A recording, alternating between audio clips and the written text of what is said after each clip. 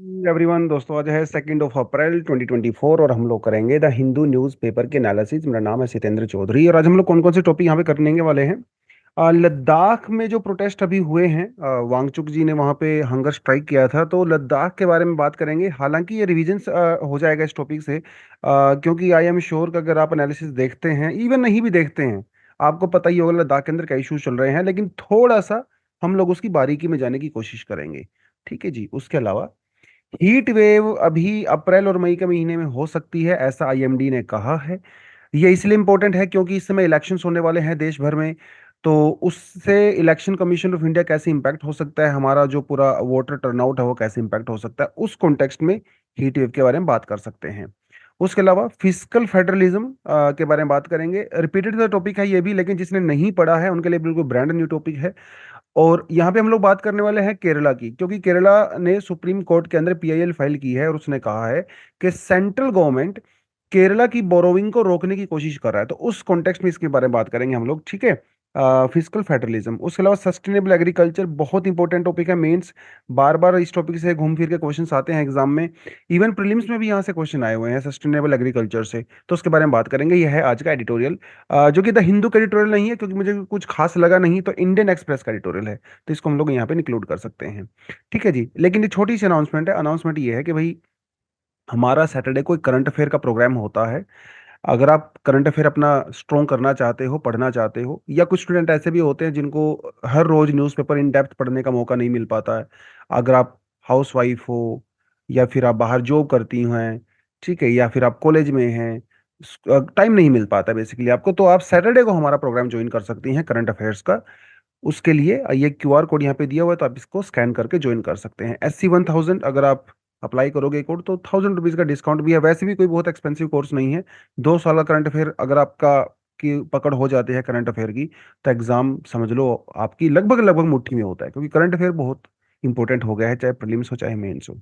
ठीक है जी। चलो, तो बढ़ते हैं सीधा पहले टॉपिक पे। और पहला टॉपिक यहाँ से देखिए, लद्दाख से हम लोग कर लेंगे, क्योंकि ये टॉपिक रिपीटेड सा है, तो ज़्यादा इन डेप्थ में नहीं जाऊंगा।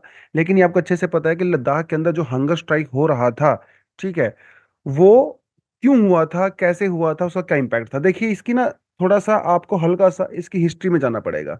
ठीक है। अभी प्रेजेंट में क्या था, प्रेजेंट में ये था कि जो सोनम वांगचुक जी, आप अगर आपने मूवी देखी होगी 3 इडियट, तो 3 इडियट में जो आमिर खान वाला करेक्टर होता है वो इनसे ही इंस्पायर्ड होता है।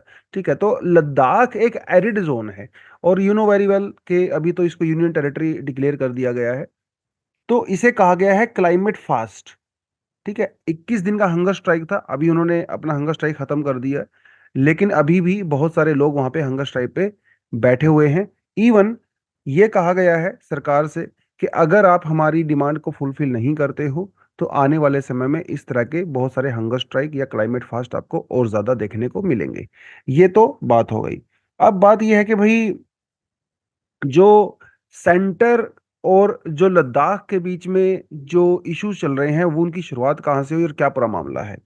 देखिए बात की शुरुआत होती है अगस्त 2019 से, जब 370 हटाया गया। तो उस समय जम्मू एंड कश्मीर को दो यूनियन टेरिटरी के अंदर डिवाइड कर दिया गया। एक को बना दिया गया जम्मू एंड कश्मीर और दूसरे को बना दिया गया लद्दाख। अब इससे हुआ ये कि लोगों, वहां के लोगों का जो अपनी लैंड को लेके या जॉब्स को लेके जो एक्सक्लूसिव अधिकार थे, वो छीन लिए गए, क्योंकि अब तो वो यूटी हो गया है। यूटी में तो फिर आपके पास कोई ऐसा स्पेशल अधिकार होता नहीं है। इवन जम्मू एंड कश्मीर को यूटी बनाया गया विद अ लेजिस्लेचर, जैसे दिल्ली है, लेकिन लद्दाख को बिना लेजिस्लेचर के ही यूटी बना दिया गया। मतलब वहां के लोगों का समझ लीजिए किसी तरह का कोई भी रिप्रेजेंटेशन नहीं है। अब ये कहना है लद्दाख के लोगों का कि भाई जो वहां पे लेफ्टिनेंट गवर्नर हैं, उनके द्वारा सेंट्रल गवर्नमेंट वहां पे पूरा कंट्रोल कर रही है, जो कि यूटी में होता भी है। लेकिन ये जो लेफ्टिनेंट गवर्नर होते हैं, ये लद्दाख के तो नहीं रहने वाले हैं, ये तो बाहर से आए हुए हैं। तो इनको क्या पता हमारा कल्चर, इनको हमारी लैंग्वेज नहीं पता, इनको हमारा यहाँ पे जो खान पान है, हमारी जो इकोनॉमिक प्रैक्टिसेस है, इनको कुछ पता ही नहीं है। बाहर से आते हैं, क्योंकि कल्चर से कनेक्टेड नहीं है, तो ऐसे डिसीजन लेते हैं जो कि यहाँ के हिसाब से जो है वो सूटेबल ही नहीं है, ऐसा उनका कहना है। और आते 2 साल के लिए, 3 साल के लिए, 1 साल के लिए आते हैं। जब तक वो चीजें समझने लगते हैं तो कहीं और ट्रांसफर होकर चले जाते हैं। ये कुछ समस्याएं एक तो यहाँ से शुरुआत है। उसके अलावा several bureaucrats in the key positions influencing the decision for the region's futures were also not the resident of Ladakh। कितने सारे ब्यूरोक्रेट अभी वहां बाहर से आ गए हैं जो कि वहां की लैंग्वेज नहीं समझते, कल्चर नहीं समझते हैं, तो इसीलिए वो पॉलिसीज ऐसी बना रही हैं जो वहां के फ्रेंडली ही नहीं है। तो कुछ ऑर्गेनाइजेशंस हैं जो वहां पे इस समय इसके लिए लड़ रही हैं। जैसे एक ऑर्गेनाइजेशन जो है कारगिल डेमोक्रेटिक अलायंस का, जो इन्होंने यहाँ पे नाम लिया हुआ है। कारगिली मतलब वहां पे एक लद्दाख ऑटोनोमस हिल डेवलपमेंट काउंसिल, ठीक है, ये बनाई गई थी। लेकिन अभी ये भी पूरी तरह से पावरलेस हो चुकी है, क्योंकि Ladakh industrial land allotment policy जो 2023 आई है, इसमें सेंट्रल गवर्नमेंट ने सीधा सीधा कह दिया है कि लद्दाख ऑटोनोमस हिल डेवलपमेंट काउंसिल का इसमें कोई भी डिसीजन मेकिंग नहीं होने वाली है। लद्दाख ऑटोनोमस हिल डेवलपमेंट काउंसिल इसलिए बनाई गई थी ताकि वहां के लोकल लोग कुछ ना कुछ अपने इकोनॉमिक डिसीजंस ले सकें। लेकिन ये जो नया अलॉटमेंट पॉलिसी आई है, इसमें कहा गया है कि भैया आपका कोई भी इसमें अधिकार नहीं है, पूरी तरह से इनको एक्सक्लूड कर दिया गया है। अब सेंट्रल गवर्नमेंट जिसको मर्जी लैंड दें, जैसे सोलर जो या है रिन्यूएबल एनर्जी सोर्सेज के रिगार्डिंग बहुत सारे कंपनीज हैं जो वहां पे इसमें बिडिंग कर रही हैं, तो वहां के लोगों को उस पर कोई अधिकार ही नहीं है। जिस ये बहुत बड़ा इशू यहाँ पे नजर आता है। एक इशू यहाँ पे ये है कि सरकार चाहे कुछ भी कहे, लेकिन लद्दाख के लोगों का ये कहना है कि बहुत सारी लैंड जो पहले इंडिया के अंदर थी, वहां के लोग आराम से वहां पे ग्रेजिंग करने जाया करते थे ओपनली, कोई दिक्कत नहीं होती थी। अब वो लैंड जो है वो चाइना के कन्फ्लिक्ट के बाद उनको एक्सेस बंद हो गई है। चाइना से काफी सारी लैंड जो है हम लोगों ने लूज कर दी है, ये उनका कहना है। सरकार चाहे कुछ भी कहे कि चाइना ने हमसे 1 इंच भी नहीं लिया, 1 सेंटीमीटर भी नहीं लिया, लेकिन लद्दाख के लोगों का ये कहना है कि हम लोग जनरेशन टू जनरेशन जिस लैंड पे ग्रेजिंग करते थे, अभी उनको वहां पे रोक दिया गया है क्योंकि वो चाइना ने ले लिया है। ये एक बहुत बड़ा इशू यहाँ पे नजर आता है।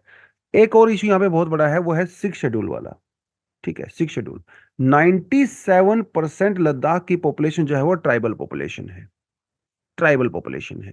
तो इसीलिए उनकी डिमांड है कि हमें 6 शेड्यूल के अंदर कम से कम इंक्लूड कर दिया जाए, क्योंकि अगर ऐसा होगा तो फिर वो अपनी लैंड, अपने कस्टम को प्रोटेक्ट करने के लिए उनको थोड़ी ऑटोनॉमी मिल सकती है। Even national commission of schedule tribe, उन्होंने भी रिकमेंड किया कि शेड्यूल ट्राइब के 6 शेड्यूल के अंदर इंक्लूड किया जाए, लेकिन यह भी अभी तक डिमांड फुलफिल नहीं हुई है।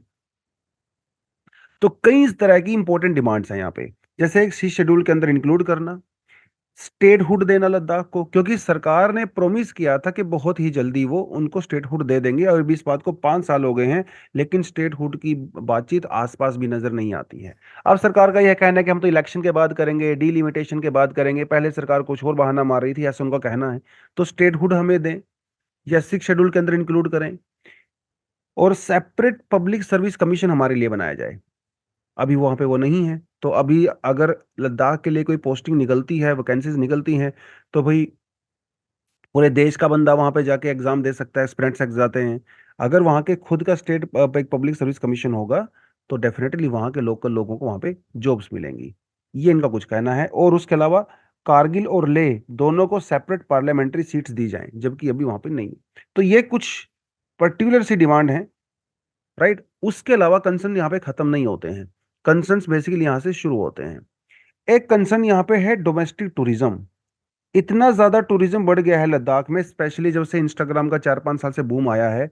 इंस्टाग्राम पे लोगों ने जा जाके लद्दाख में रील्स बना बना के, वीडियोस बना बना के, पोस्टिंग्स और ब्लॉगिंग कर करके लद्दाख को इतना पॉपुलर कर दिया है कि वहां पे हद से ज्यादा टूरिज्म हो गया है। 2022 में वहां पे 5 लाख डोमेस्टिक टूरिस्ट आए थे, जबकि कुछ साल पहले तक ये नंबर सिर्फ 50,000 हुआ करता था। अब इससे हो क्या रहा है वहां पे एक रैपिड अर्बनाइजेशन हो रहा है। 1969 के अंदर लद्दाख में सिर्फ 36 हेक्टेयर लैंड के ऊपर ही अर्बनाइजेशन था, जो कि 2017 में 196 हेक्टेयर पे हो चुका है। तो रैपिड अर्बनाइजेशन होने की वजह से वहां के जो रिसोर्सेज थे उनके ऊपर प्रेशर बढ़ गया है, खासकर वहां पे वाटर, क्योंकि लद्दाख एक वाटर स्कार्स रीजन है। ये एक एरिड रीजन है, बारिश वारिश वहां पे होता नहीं है। तो वाटर रिलेटेड इश्यूज वहां पे बहुत सारे होते हैं। तो इतने सारे जब टूरिस्ट आते हैं तो भाई दिक्कत तो होने ही वाली है। एक टूरिस्ट की अगर आप बात करें तो वहां पे एक टूरिस्ट 100 लीटर वाटर यूज करता है समर में, और 60 लीटर यूज करता है विंटर के अंदर। जबकि एक आम आदमी वहां पे सिर्फ 75 समर में और 50 लीटर जो है विंटर में करता है। जो माइग्रेंट वर्कर्स हैं वो तो और भी कम करते हैं। तो अब क्योंकि लोगों लोगों के पास पानी कम है, तो अनफॉर्चुनेटली उनको अंडरग्राउंड वाटर एक्सप्लॉइट करना पड़ता है, जो कि वहां पे वहां पे काफी कम है। लेकिन जो भी है वो भी कंटेमिनेटेड है, बहुत अच्छा नहीं है वहां पे ग्राउंड वाटर। तो इन सारी चीजों की वजह से वहां पे अननेसेसरी प्रेशर बन गया है। अब ये नहीं कह रहे कि भाई टूरिस्ट को लेके आओ, वो सारी चीजें करो, नहीं नहीं, उनका ये कहना नहीं है। उनका कहना है कि भाई टूरिस्ट आए कोई दिक्कत नहीं है, लेकिन सस्टेनेबल तरीके से पॉलिसीज बनाई जाए। क्योंकि टूरिज्म तो उनके लोकल इकोनॉमी के लिए बहुत बेनिफिशियल है ऑफ कोर्स। सस्टेनेबल टूरिज्म हो, ऐसा उनका कहना है। अब ये भी कहना है कि भैया अगर इतना लार्ज स्केल पे अर्बनाइजेशन होगा तो उससे जैसे आपका कई सारी जगह पे जैसे लैंडस्लाइड होने के चांसेस बढ़ जाते हैं, फ्लड्स होने के चांसेस बढ़ जाते हैं। पिछले कुछ सालों में देखा गया कि वहाँ पे एक्सट्रीम रेनफॉल के इंसिडेंट्स भी बढ़ रहे हैं। 2010 के अंदर वहाँ पे फ्लैश फ्लड आया था जिसमें 255 लोग मर गए थे अनफॉर्चुनेटली। जो ग्लेशियर लेक आउटबर्स्ट हुआ था वहाँ पे लास्ट ईयर 2021 के अंदर, उसमें जो है कई सारे गाँव डूब गए थे। तो क्लाइमेट चेंज एक बड़ा इशू है। लद्दाख के अंदर माना जाता है कि there are around 192 glacier lakes. जब ग्लोबल वार्मिंग बढ़ेगा, हिमालय के ग्लेशियर्स पिघलेंगे, तो लद्दाख जो है इसकी चपेट में और ज्यादा आएगा। तो you will see many landslides, many glacier lake outburst in the future also. तो इन सारी चीजों को आज ही एड्रेस करना पड़ेगा। ये बहुत बड़ी प्रॉब्लम है। ठीक है। जो परमाफ्रॉस्ट है वहां पे उसका डिग्रेडेशन हो रहा है, टेम्परेचर वहां पे बढ़ता नजर आ रहा है। जो 2011 में मिनिमम टेम्परेचर -23 डिग्री था वहां पे, अभी दैट इज ओनली -16, -18, -16, मतलब वहां पे टेम्परेचर बढ़ रहा है। मिनिमम टेम्परेचर जो है वहां पे पहले -23 था, अभी -16, 17 तक चला गया है। अब क्या हो रहा है, यूटी होने की वजह से वहां पे माइनिंग कंपनीज बहुत ज्यादा आने लगी हैं, रिन्यूएबल एनर्जी कंपनीज वहां पे बहुत ज्यादा आने लगी हैं, टूरिस्ट एक्टिविटी बहुत ज्यादा हो गई है, जिसकी वजह से लोकल कल्चर, लोकल इकोसिस्टम वहां का डिस्टर्ब हो गया है। जब इतने सारे व्हीकल्स वहां पे आएंगे तो व्हीकल से क्या निकलेगा, ब्लैक कार्बन निकलेगा। ये ब्लैक ब्लैक कार्बन क्या होता है, स्नो या आइस के ऊपर जाके डिपॉजिट हो जाता है, जिसकी वजह से वो मेल्ट हो जाते हैं। तो इतने सारे इशू जो है लद्दाख के लोग इस समय फेस कर रहे हैं। और एक और इशू जिसके बारे में बहुत ही कम लोग बात कर रहे हैं वो ये है कि आपने अगर सुना होगा गोरखा, है ना, गोरखा बटालियन आपने सुनी होगा। नेपाल से जो गोरखा होते हैं वो इंडियन आर्मी के अंदर भर्ती होते हैं। जब से अग्निवीर स्कीम आई है, क्योंकि अग्निवीर में तो फिर आप 4 साल ही तक रह सकते हो, बहुत सारे गोरखा अभी इंडियन आर्मी में ना जाके वो चाइनीज आर्मी में भी जाने लगे हैं। चाइनीज आर्मी में, क्योंकि वो भी अभी गोरखास को इनवाइट करने लगे हैं, चाइना वाले भी ने। तो क्योंकि अग्निवीर की वजह से आपको यहाँ पे परमानेंट जॉब मिल नहीं रही है, तो आप चाइना की तरफ चले जाओगे। ये भी एक बहुत बड़ा कंसर्न है, क्योंकि गोरखा को कहा जाता है कि सबसे जबरदस्त मिलिट्री पर्सनल को अगर कोई है दुनिया में, लड़ने का स्किल किसी के पास है तो वह गोरखा के पास होता है। ऐसा कहा जाता है कि दुनिया में दो ही लोग हैं जो मौत से डरते हैं, या तो वो झूठ बोल रहे हैं, मौत से नहीं डरते हैं, या तो वो झूठ बोल रहे हैं, या वो गोरखा है। इतनी बड़ी बड़ी बातें गोरखा के बारे में कही जाती हैं। अब ये उस साइड जाने शुरू हो गए। और लद्दाख जो है वो एक बिल्कुल सेंसिटिव लोकेशन पे है। एक तरफ पाकिस्तान है आपके, दूसरी तरफ आपके चाइना है, दोनों ही आपको डिस्टेबलाइज करने की कोशिश कर रहे हैं। तो लद्दाख में अभी तक इस तरह की एक्टिविटी हुई नहीं है फॉर्चुनेटली। लेकिन अगर यही रवैया रहा सरकार का, और इस तरह से वहाँ का जो यूथ है, जो लोग हैं, नाराज हुए, तो डेफिनेटली वहाँ पे कुछ ना कुछ फ्यूचर में जो है इस तरह के इश्यूज भी हो सकते हैं, जिसमें वो सेपरेट कंट्री की डिमांड कर सकते हैं। वो डिमांड कर सकते हैं भाई इंडिया के अंदर हमें रहना ही नहीं है, हमें इंडिया से बाहर जाना है। ऐसा कुछ भी वहां पे हो सकता है, जैसे बहुत कुछ ना कुछ कश्मीर में जैसे होता रहता है। तो ये कुछ इश्यू जो है आप इस कॉन्टेक्स्ट में पढ़ सकते हैं। ठीक है जी, चलिए आगे बढ़े थोड़ा सा। तो ये मैंने पूरा आपको सिक्स शेड्यूल वगैरह के बारे में यहाँ पे पूरा कंटेंट दे दिया है। ठीक है, तो आप इसको अपने पर्सपेक्टिव से पढ़ सकते हैं, मैंने आपको डिटेलिंग में बात करवा दी है। Heat wave conditions likely during the election season, ऐसा कहा है आईएमडी ने, इंडियन मेट्रोलॉजिकल डिपार्टमेंट ने ये वार्निंग दिया है कि अप्रैल और मई के महीने में दिक्कत यहाँ पे हो सकती है, स्पेशली कुछ स्टेट्स के अंदर, जैसे गुजरात, महाराष्ट्र, आंध्र प्रदेश, नॉर्थ कर्नाटका, उड़ीसा, वेस्ट मध्य प्रदेश वगैरह में ज़्यादा इश्यूज हो सकते हैं। केरला, जम्मू एंड कश्मीर, हिमाचल प्रदेश, उत्तराखंड में ये इश्यू नहीं होंगे, ऐसा भी उनका कहना है। लेकिन यस, टेम्परेचर तो बढ़ेगा। हीट वेव यूजली तब मानी जाती है जब किसी भी जगह का टेम्परेचर उसके नॉर्मल टेम्परेचर से एटलीस्ट 4.5 डिग्री सेंटीग्रेड ज्यादा हो जाता है, या फिर ओवरऑल 45 सेंटीग्रेड से ज्यादा हो जाता है लगातार 2 दिन के लिए। उसे कहा जाता है हीट वेव। अब इलेक्शन का टाइम है, हीट वेव चल रही है, लोग परेशान होंगे, तो इलेक्शन कमीशन ऑफ इंडिया को कुछ ना कुछ तो करना पड़ेगा। तो इलेक्शन कमीशन ने जो है कुछ एडवाइजरी यहाँ पे अभी से इशू करना शुरू कर दिया है, कि जैसे जैसे उनको कहा कि वे जो इलेक्टर्स हैं, ठीक है, अपने साथ जो है वो गीला तो है तौलिया लेके आए, टॉवल्स लेके आए, ठीक है, जिसकी वजह से डिहाइड्रेशन कम हो। वीमेन इलेक्टर्स को ये सजेशन किया गया है कि अपने साथ छोटे बच्चे मत लेके आए, ठीक है, क्योंकि उस समय हॉट कंडीशंस बहुत ज़्यादा होती हैं। और हीट वेव का ये इसलिए यहाँ पे हीट वेव चलेगी इंडिया में क्योंकि एल नीनो का कुछ इम्पैक्ट जो है वो 2024 में भी आपको देखने को मिलेगा। तो हीट वेव जो है इलेक्शन को इम्पैक्ट डेफिनेटली कर सकती है। इतनी ज्यादा गर्मी जब होगी तो लोग शायद वोट देने भी ना आए, वोटर टर्नआउट कम हो सकता है, और वोटर टर्नआउट डेफिनेटली सीधा सीधा डेमोक्रेसी को इम्पैक्ट करता है। तो हीट वेव के बारे में हल्का सा आइडिया दे देता हूँ आपको, हालांकि पुराना सा आर्टिकल है। हीट वेव ये कहता है कि according to IMD, a region has a heat wave if its ambient temperature deviates by at least 4.5 to 6.4 degree centigrade from the long term average. यहाँ पे लॉन्ग टर्म एवरेज का 50 साल कह सकते हो, ठीक है। अगर उसके नॉर्मल टेम्परेचर से इतना ज्यादा डिविएट करता है तो आप उसे हीट वेव कह सकते हो, या फिर टेम्परेचर 45 डिग्री को क्रॉस करता है तो आप उसे हीट वेव कह सकते हो, ठीक है। एक और कॉन्सेप्ट होता है जिसे कहते हैं मरीन हीट वेव, ठीक है। मरीन हीट वेव वो टॉपिक हम लोग पहले कर चुके हैं, तो प्लीज थोड़ा सा आप उसके बारे में भी गूगल करें, मरीन हीट वेव क्या होता है, तो थोड़ा सा अपनी नॉलेज को आप एक्सपेंड यहाँ पे कर सकते हो, ठीक है। Heat wave are formed for one of the two reasons, इनमें से दो रीजन रिस्पॉन्सिबल होते हैं हीट वेव को लेके। Warmer air is flowing in from elsewhere और it is being produced locally. या तो गर्म हवा कहीं और से आ रही है जैसे जब लू चलती है, या फिर वो गर्म हवा लोकल ही प्रोड्यूस हो रही है, दोनों की वजह से हीट वेव चल सकते हैं।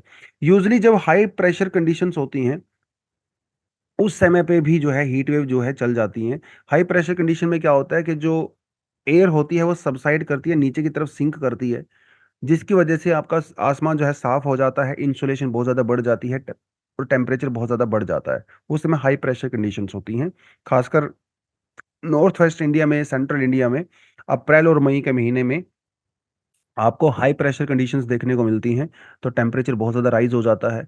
फिर जून के बाद वहाँ पे लो प्रेशर कंडीशंस बनना शुरू हो जाती हैं जब मॉनसूनल विंड जो है वो इंडिया की तरफ चलने लगती हैं, राइट। तो ये थोड़ा सा कॉन्सेप्ट है। चलिए, Supreme Court refers Kerala government suit on net borrowing cap to 5 जज बेंचेस। बेसिकली मामला ये बनता है कि केरला का कहना है कि साहब जो सेंट्रल गवर्नमेंट है उनको पैसा बोरो नहीं करने दे रही है, ऐसा केरला का कहना है, राइट। तो उसके मामले में जो है इन्होंने यहाँ पे केस फाइल किया है। तो सुप्रीम कोर्ट ने इस पूरे केस को रेफर कर दिया है कॉन्स्टिट्यूशनल बेंच को, जो कि 5 जज की बेंचेस होगी, जो कई सारे मुद्दों पे जो है वो डिसीजन लेंगी। जैसे एक उनका ये कहना है कि भैया फिजिकल डिसेंट्रलाइजेशन, जब हम लोग बात करते हैं इंडियन फेडरलिज्म की, तो यहाँ पे फिजिकल डिसेंट्रलाइजेशन की बात भी होती है, कि मतलब जो फाइनेंशियल डिसीजन लेने की पावर है वो सेंटर के पास और स्टेट के पास, दोनों के पास होनी चाहिए। हालांकि ज्यादा पावर वो सेंटर के पास है ऑफ कोर्स, लेकिन क्या स्टेट्स के पास पावर बिल्कुल खत्म हो जानी चाहिए? कितनी पावर होनी चाहिए स्टेट्स के पास? क्या स्टेट्स अपनी मर्जी से पैसा बोरो कर सकते हैं? कितना कर सकते हैं? कहाँ से बोरो करेंगे? शॉर्ट टर्म करेंगे, लॉन्ग टर्म करेंगे? ये सब जो डिसीजन है क्या वो स्टेट अपनी मर्जी से खुद ले सकता है? That is your physical decentralization. तो इंडियन फेडरलिज्म का तो ऑफ कोर्स ये पार्ट है, लेकिन कितना पार्ट है वो डिसाइड करेगी अभी ये 5 बेंचेस की जजेस। If the central regulations fixing net borrowing ceiling on the states were a violation of the principle of the federalism। बात ऐसी है कि सेंट्रल गवर्नमेंट ने एक आपके ऊपर सीलिंग लगाया हुआ है कि इससे ज्यादा आप बोरिंग नहीं कर सकते हो। जैसे सेंट्रल गवर्नमेंट ने कहना है कि कोई भी स्टेट अपने स्टेट जीडीपी का 3.5% से ज्यादा बोरो नहीं कर सकता है, ठीक है जी। As per Article 293, states cannot raise loans without the consent of the Union if there is any outstanding loan made by the state government with the guarantee given by the centre. अगर past में आपने कोई loan लिया है और उसको चुकता नहीं किया है, रीपे नहीं किया है, तो आप सेंट्रल की फर्दर परमिशन के बिना फर्दर पैसा नहीं उठा सकते, बोरो कर सकते हो, एज द आर्टिकल 293 का कहना है। और उस चक्कर में सेंट्रल गवर्नमेंट का यह कहना है, क्योंकि केरला गवर्नमेंट ने अपने प्रीवियस लोन को नहीं रीपे किया है, तो इसीलिए हम इसको आगे परमिशन नहीं दे सकते। और ये बात सुप्रीम कोर्ट ने भी मानी है। बेसिकली सुप्रीम कोर्ट ने ये कहा है कि केरला ने जो मिसमैनेजमेंट किया है अपने फंड्स के साथ, उसके लिए वो सेंटर को पूरी तरह से जिम्मेदार नहीं कह सकते। सेंटर ने ऑलरेडी कंटिजेंसी फंड के पर्सपेक्टिव में 13,608 करोड़ रुपीस अलॉट किए थे, लेकिन केरला गवर्नमेंट 26,000 करोड़ के लगभग मांग रही है। तो सेंटर का यह कहना है कि भैया आपने मिसमैनेजमेंट किया है, तो हम आपको अभी एक्स्ट्रा अलाउ नहीं कर सकते, क्योंकि अगर आप ऐसा होगा तो बाकी दूसरे स्टेट्स भी मिसमैनेज करेंगे, वो भी कहेंगे हमें भी पैसा उठाने दीजिए। ठीक है, तो वो सब यहाँ पे नहीं होना चाहिए। लेकिन यस, सेंटर कितना कंट्रोल कर सकता है इस बोरोविंग को, ये डिसाइड करेगी अभी ये 5 बेंचेस की जजेस। ठीक है, तो constitution bench to examine if the borrowing restrictions of the centre were to in conflict with the role assign to the Reserve Bank of India as a public debt manager. Reserve Bank of India central government का और state government का public debt manager होता है। तो क्या reserve Bank of India ऐसा कर सकता है कि किसी स्टेट को कम पैसा दे, किसी को ज्यादा दे? तो ये भी डिसाइड करेगी 5 बेंचेस की जजेस। ठीक है, और आर्टिकल 293 के अंदर जो जो प्रोविजन होंगे उसके अंदर कुछ गैप है बेसिकली, बहुत क्लियर कट नहीं बताया गया है। तो आर्टिकल 293 में कहाँ कब किसको कितना पैसा, किसके पास क्या पावर है, तो वो सब डिसाइड किया जाएगा अभी यहाँ पे। तो ये कुछ थोड़ा सा आपको इसके बारे में आइडिया होना चाहिए। ये बात सही है कि कुछ स्टेट्स कंप्लेंट कर रहे हैं, स्पेशली केरला, तमिलनाडु ऑल्सो, कि हमें सेंटर से कम पैसा मिलता है। तो पैसा जो मिलता है सेंटर से स्टेट्स को, वो दो तरीके से बेसिकली मिलता है। एक होते हैं स्टैट्यूटरी ग्रांट्स, जो कि फाइनेंशियल कमीशन की रिकमेंडेशन पे दिया जाता है। एक होता है डिस्क्रिशनरी ग्रांट्स, इसके नाम में ही डिस्क्रिशनरी लिखा हुआ है, तो मतलब ये सेंटर की मर्जी होती है। उसमें कई सारे क्राइटेरियाज होते हैं जिसके बेसिस पे अलग अलग स्टेट्स को अलग अलग पैसा अलॉट किया जाता है बाय सेंटर। राइट। अब जैसे श्रिंकिंग रेवोल्यूशन की बात करें, फाइनेंस कमीशन ने डेफिनेटली जो पूल था उस पूल से स्टेट्स के शेयर को बढ़ाया है, लेकिन ये कंसिस्टेंट नहीं बढ़ा है। ये अनफॉर्चुनेट सी बात है, जो कि ऐसा नहीं होना चाहिए था। This is because over the last few year the central government has reduce the tax rates, क्योंकि टैक्स से जो पैसा आता है, कलेक्शन आती है, तो दिस इज मैंडेटरी कि सेंटर को वो स्टेट्स के साथ शेयर करना ही पड़ता है। This is mandatory. लेकिन जो सेस होता है, सरचार्ज होता है, उसको शेयर करना मैंडेटरी नहीं होता है। पिछले कुछ सालों में सरकार ने टैक्स रेट तो कम कर दिए, सेस और सरचार्ज को बढ़ा दिया, जिसकी वजह से सेंटर अभी स्टेट्स को कम पैसा दे रहा है, क्योंकि यहां से पैसा देना मैंडेटरी नहीं होता है, यहां से पैसा देना मैंडेटरी होता है। तो ये कुछ कुछ चीजें हैं। ठीक है, और आर्टिकल 293 तो ऑफ कोर्स आपके पास है ही, जो इसके बारे में बात करता है। ठीक है, चलिए। और जीएसटी लगने से भी स्टेट्स की पावर कुछ कम हो गई है डेफिनेटली। ठीक है, तो ज्यादातर वहां पे तो सेंटर ही डोमिनेट करता है। चलिए आगे बढ़ते हैं। विजिट मस्ट बी इंक्लूसिव, विकसित मस्ट बी इंक्लूसिव। ठीक है, विकसित का मतलब सिर्फ यही नहीं होता है कि भाई आपके जेब में पैसा है या कुछ खास कंपनियां, कुछ खास लोग पैसा कमा रहे हैं, उसका मतलब विकसित या डेवलप नहीं होता है। विकसित का मतलब होना चाहिए इंक्लूसिव। जो इनकम डिस्ट्रीब्यूशन है वो भी प्रॉपर तरीके से हो, जो समाज में लोवेस्ट लेवल पे जो लोग हैं उनका भी उतना ही उत्थान हो, विकास हो, जितना कि ऊपर वालों का होता है। सबके साथ जो है बराबर चीजें होनी चाहिए।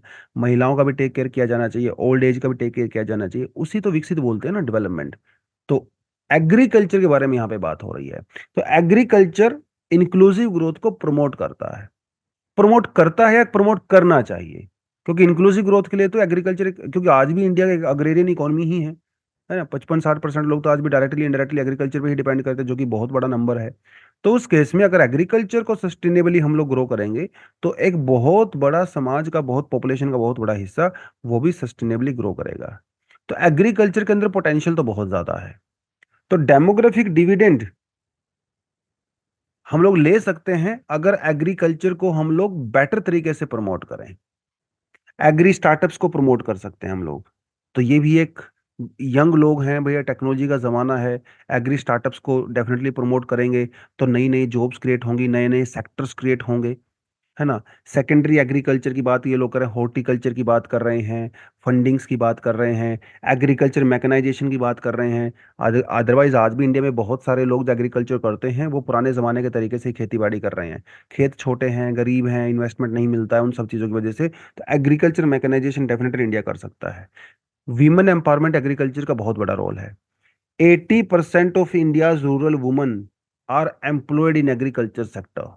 हालांकि एग्रीकल्चर लेबरर्स ही हैं ज्यादातर तो, बट फिर भी they are employed there, right. जो हमारा पीएलएफएस है, पीरियोडिक लेबर फोर्स सर्वे है 2021 2022 के अंदर, इन्होंने कहा कि highest female labour force participation which is 62.9%, that is in agriculture. Economic survey 2017-18 का कहना है कि इंडिया में फेमिनाइजेशन ऑफ एग्रीकल्चर हो रहा है। क्यों हो रहा है? क्योंकि जो मर्द हैं, जो मेल हैं, वो रूरल टू अर्बन माइग्रेशन कर रहे हैं, पीछे से बच गई है वीमेन, तो एग्रीकल्चर के अंदर वो प्रैक्टिस करती हैं। जो आपका एफएओ है, ठीक है, जो उस उनका कहना है कि अगर एग्रीकल्चर प्रॉपर तरीके से बढ़ेगा तो डेवलपिंग कंट्री की जीडीपी 2 से लेके 5% तक ग्रो कर सकती है। तो ये भी बहुत बड़ा नंबर है। क्लाइमेट सस्टेनेबिलिटी की अगर बात करें, currently agriculture produces production accounts for 18% of the total green house gas emission in India. बड़े सोचने की बात है। हम लोग इंडस्ट्री की बात करते हैं, व्हीकल्स की बात करते हैं, फॉसिल फ्यूल्स की बात करते हैं, लेकिन agriculture 18% green house gas emission करता है इंडिया में। 80% इंडिया में जो टोटल वाटर कंजम्पशन है वो एग्रीकल्चर से आती है। 52% जो इंडिया में कल्टीवेशन लैंड है वो आज भी रेनफॉल के ऊपर डिपेंड करती है। तो अगर हम लोग इन सब चीजों को एड्रेस कर सकें तो of course it will lead to inclusive development. Rural development इससे होगा, इंडस्ट्रियल डेवलपमेंट होगा, क्योंकि एग्रीकल्चर के रिगार्डिंग जो इंडस्ट्री है वो, जैसे फूड प्रोसेसिंग इंडस्ट्री का एग्जांपल आप दे सकते हो, वो बढ़ेगी। पॉवर्टी रिडक्शन होगा ऑब्वियसली, एंड फूड सिक्योरिटी का को हम लोग एड्रेस कर सकते हैं। जो माल न्यूट्रिशन है उसको एड्रेस कर सकते हैं, क्योंकि इंडिया में भी क्या है ना, मोनोक्रॉपिंग ज्यादा की जाती है। एक ही तरह की क्रॉप, जैसे मान लो पंजाब हरियाणा नॉर्थ वेस्ट की बात करें तो यहाँ पे या तो वीट होगा या फिर राइस होगा, तो यही एक दो क्रॉप्स की जाती हैं, तो डाइवर्सिफिकेशन नहीं है, जिसकी वजह से पेट में खाना तो चला गया लेकिन वो खाना न्यूट्रिशियस नहीं है। एक हिडन हंगर टाइप का जो है यहाँ पे नजर आता है। ठीक है, तो ये अगर चीज़ों को हम लोग एड्रेस करेंगे तो डेफिनेटली एग्रीकल्चर जो है हम लोग इंक्लूसिव कर सकते हैं। चैलेंजेस बहुत सारे हैं फिर भी हमारे यहाँ पे, ठीक है। चैलेंजेस क्योंकि देखिए वाटर की कमी है, ऑफ कोर्स इरिगेशन हमारे पास नहीं है, सीड्स बहुत अच्छी क्वालिटी के अभी भी नहीं है, लेबर की प्रॉब्लम है, कैपिटल, फर्टिलाइजर, मोनोक्रॉपिंग, ये सब इश्यूज हमारे यहाँ पे बहुत सारे हैं। आज भी एक किसान अगर बैंक से पैसा लेने जाता है लोन के लिए, तो उसको लोन या तो रिजेक्ट कर दिया जाता है, या फिर जो लोन लेने की प्रोसेस है वो इतनी कॉम्प्लिकेटेड होती है कि वो लेने जाता ही नहीं है, वो मनी लेंडर के पास ही चला जाता है, क्योंकि बैंक में पेपर वर्क कितना ज्यादा होता है। एक कार लोन अगर आप लेने जा रहे हो तो कार लोन पे जो इंटरेस्ट होता है वो 9 से 8 9% है, लेकिन एग्रीकल्चर लोन पे आपको 11 से 12% देना पड़ता है, सोचने की बात है। तो किसान क्यों जाएगा वहां पे? तो ये बहुत सारी दिक्कतें हैं हमारे यहाँ पे, राइट। प्रोडक्टिविटी हम आज भी हमारे यहाँ पे कम है, क्योंकि मशीनों वगैरह का यूज बहुत कम होता है, मॉडर्न प्रैक्टिसेस हम लोग करते नहीं हैं। और मार्केट वाला इशू तो ऑफ कोर्स है ही, फार्म प्रोटेस्ट आपने देख ही लिया। एपीएमसी मंडी की एक्सेस नहीं है, अवेयरनेस नहीं है, मंडीज अवेलेबल ही नहीं है, ये वो सारी चीज़ें अनफॉर्चुनेटली हमारे यहाँ पे हैं, जिसकी वजह से कुछ चैलेंजेस हमारे यहाँ, तो उनको चेंज करना है। कैसे चेंज कर सकते हैं? कुछ प्रैक्टिसेस हम लोग कर सकते हैं। सेकेंडरी एग्रीकल्चर की जैसे बात किया, आप एग्री स्टार्टअप्स को प्रमोट करिए यहाँ पे, ठीक है। गोल्डन रेवोल्यूशन, ऑर्गेनिक फार्मिंग एक बहुत बड़ा सेक्टर अभी बन के उभर रहा है। माइक्रो इरिगेशन वगैरह डेफिनेटली हम लोग कर सकते हैं। कॉन्ट्रैक्ट फार्मिंग को बढ़ा सकते हैं कुछ एरियाज में जहाँ पे किसान थोड़े से ओपन माइंडेड हैं या फिर उनके पास सरप्लस होता है, वहाँ पे कॉन्ट्रैक्ट फार्मिंग बढ़ाई जा सकती है, क्योंकि इससे आपकी फिर जो आपकी इनकम है वो डेफिनेटली बढ़ती है। मिलेट्स को, पल्सीज को डेफिनेटली यहाँ पे हम लोग प्रमोट कर सकते हैं। स्मार्ट एग्रीकल्चर को इंक्लूड करिए, जिसके अंदर मॉडर्न टेक्नोलॉजी का हम लोग यूज़ कर सकते हैं, सैटेलाइट टेक्नोलॉजी का यूज़ कर सकते हैं। लैंड रिफॉर्म्स करने की ज़रूरत है, ठीक है। तो क्रॉप डाइवर्सिफिकेशन वगैरह, ये सारी चीज़ें हैं, ये पता है हमें पहले से, लेकिन बात है इम्प्लीमेंटेशन की। आज भी इंडिया में 80% से जो ज्यादा किसान है वो मार्जिनल फार्मर्स हैं। तो मार्जिनल फार्मर्स है वो इन्वेस्ट ही नहीं कर पाते एग्रीकल्चर में। मोस्टली फार्मर्स इंडिया में आज भी सब्सिडेंस टाइप ऑफ एग्रीकल्चर ही करते हैं। उनके पास तो कुछ सरप्लस होता ही नहीं मार्केट में बेचने के लिए। तो ये हिस्टोरिकल प्रॉब्लम्स है हमारे यहाँ पे। ये डिस्ट्रीब्यूशन की प्रॉब्लम हमारे यहाँ पे है। ठीक है, लैंड डिसइंटीग्रेटेड हुई पड़ी है, उसका कंसोलिडेशन नहीं हुआ है। आज भी जो लैंड के कागज हैं, ठीक है, जो वो आज भी ऑनलाइन नहीं है। तो बहुत सारे इश्यूज हमारे यहाँ पे है। एड्रेस करना चाहिए, क्योंकि एग्रीकल्चर, अगर इंडिया को 8% पे ग्रो करवाना है जीडीपी को, तो एग्रीकल्चर कम से कम 4% ग्रो करनी चाहिए, तभी ये पॉसिबल, अदरवाइज पॉसिबल नहीं है। तो एग्रीकल्चर बहुत इंक्लूसिव पार्ट है, नॉर्मल ग्रोथ का ही नहीं, बल्कि सस्टेनेबल एग्रीकल्चर जो है वो सस्टेनेबल और क्वालिटेटिव ग्रोथ के लिए भी बहुत जरूरी है। ठीक है, चलिए, तो आज यहीं पे एंड करते हैं। उसके अलावा कुछ एडिशनल आर्टिकल अपने पास है, पढ़ना चाहो तो पढ़ सकते हो। Thank you very much, all the best, जय हिंद, जय जवान, जय किसान।